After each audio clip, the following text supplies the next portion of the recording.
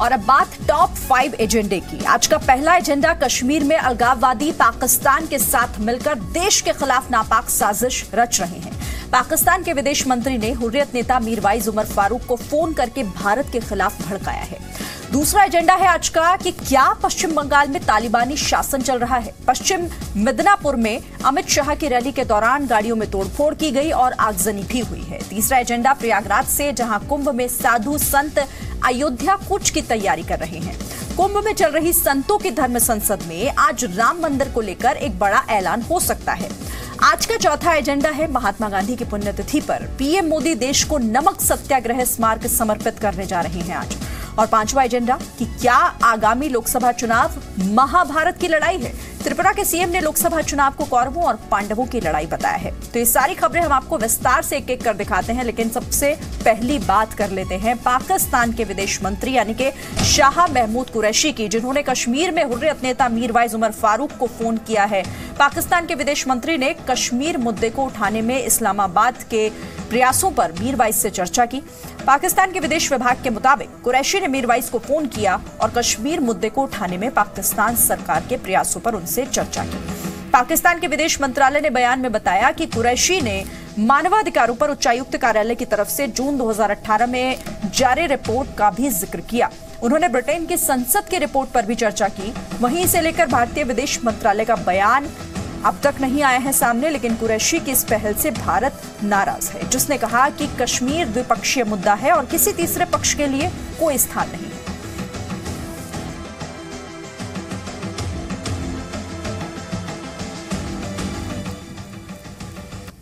और इधर पश्चिम बंगाल में अमित शाह की रैली के दौरान तोड़फोड़ और आगजनी हुई है। पूर्वी मिदनापुर में उपद्रवियों ने गाड़ियों में तोड़फोड़ की है। बीजेपी का आरोप है कि टीएमसी कार्यकर्ताओं ने तोड़फोड़ की है और टीएमसी का दावा है कि बीजेपी ने झारखंड से उपद्रवी बुलाए हैं और इस मामले पर ममता बनर्जी ने गृह मंत्री राजनाथ सिंह से भी बातचीत की है।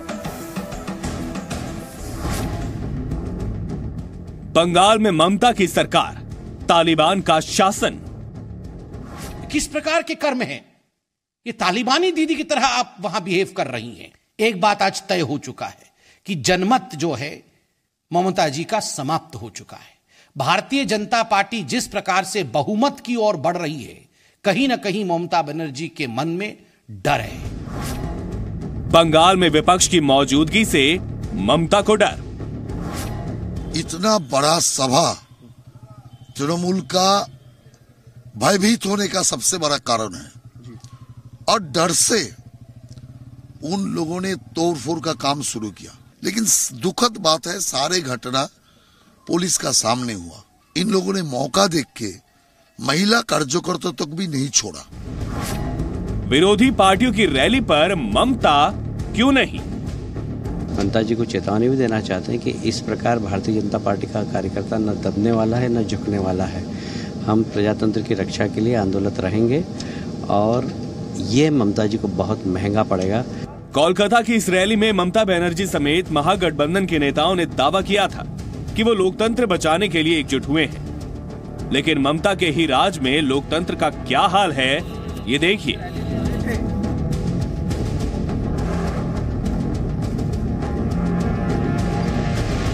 पश्चिम बंगाल के पूर्वी मिदनापुर में बीजेपी अध्यक्ष अमित शाह की रैली के दौरान गाड़ियों में तोड़फोड़ और आगजनी की गई। पथराव हुआ। ये गाड़ियां बीजेपी कार्यकर्ताओं को लेकर अमित शाह की रैली में आई थी। बीजेपी अब ममता सरकार से पूछ रही है कि क्या यही लोकतंत्र की रक्षा है? ना आप बंगाल में अमित भाई शाह जी का, भारतीय जनता पार्टी का रैली होने देंगे, ना हमारी वहां आप यात्रा निकलने देंगे, उसकी परमिशन नहीं देंगे। क्या ये लोकतंत्र है? आप तमाम पार्टी के लोग वहां कलकत्ता में रैली करते हैं, एक दूसरे को हाथ पकड़कर, हाथ उठाकर कहते हैं कि लोकतंत्र बचाना हो। लोकतंत्र को बचाने के लिए गठबंधन बना के लड़ेंगे 2019 में। इस प्रकार से लोकतंत्र को बचाएंगे। बीजेपी का आरोप है कि गाड़ियों पर हमले टीएमसी कार्यकर्ताओं ने किए हैं।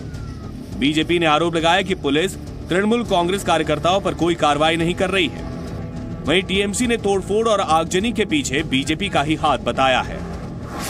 Some hooligans are there which is being hired from Dumka, Jharkhand, and they are being hired by BJP. गृह मंत्री राजनाथ सिंह ने ममता बनर्जी से बात कर पूरे मामले पर चिंता जाहिर की। उन्होंने ममता बनर्जी से दोषियों पर कार्रवाई करने को कहा। वहीं टीएमसी ने बयान जारी कर कहा है कि ममता बनर्जी ने भी गृह मंत्री से बात कर अपनी शिकायत दर्ज कराई है और कहा है कि तोड़फोड़ करने के लिए बीजेपी ने ही बाहर से गुंडे मंगाए थे।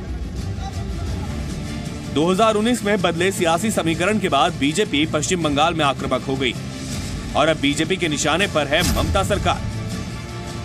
ऐसे में सवाल ये है कि क्या सचमुच ममता बनर्जी राज्य में बीजेपी की बढ़ती ताकत से परेशान है?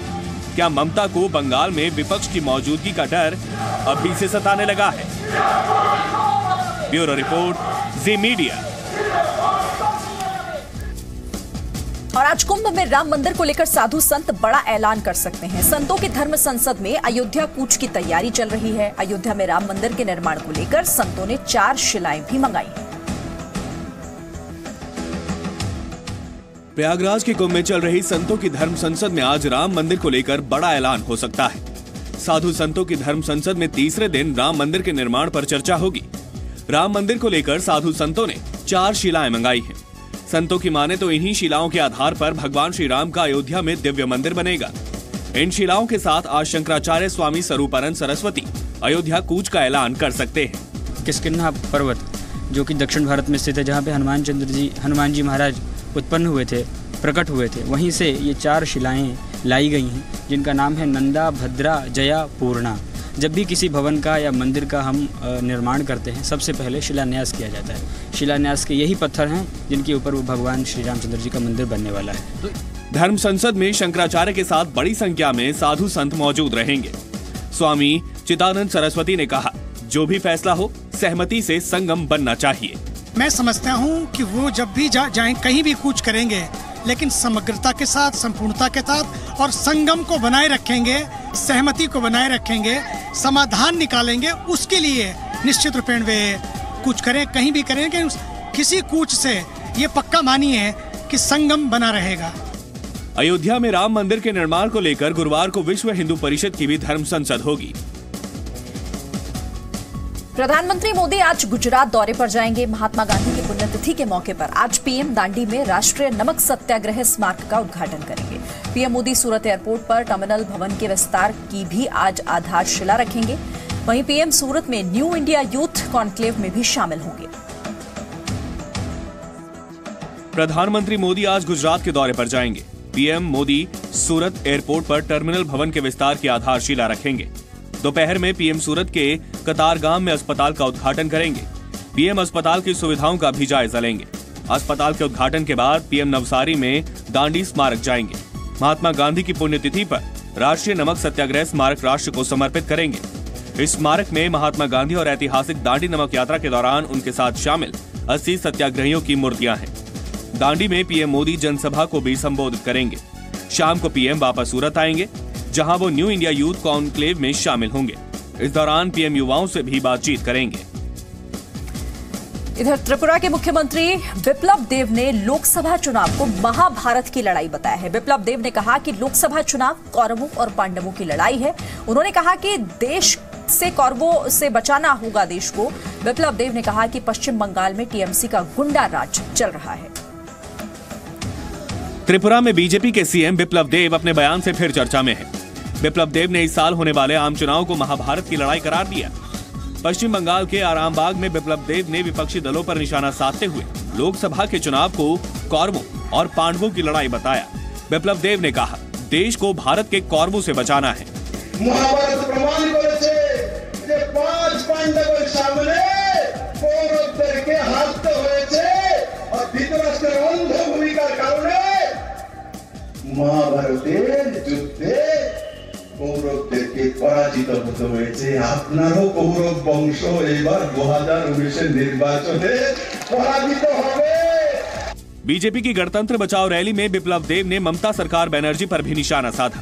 बिप्लब देव ने कहा, पश्चिम बंगाल में टीएमसी का गुंडा राज चल रहा है।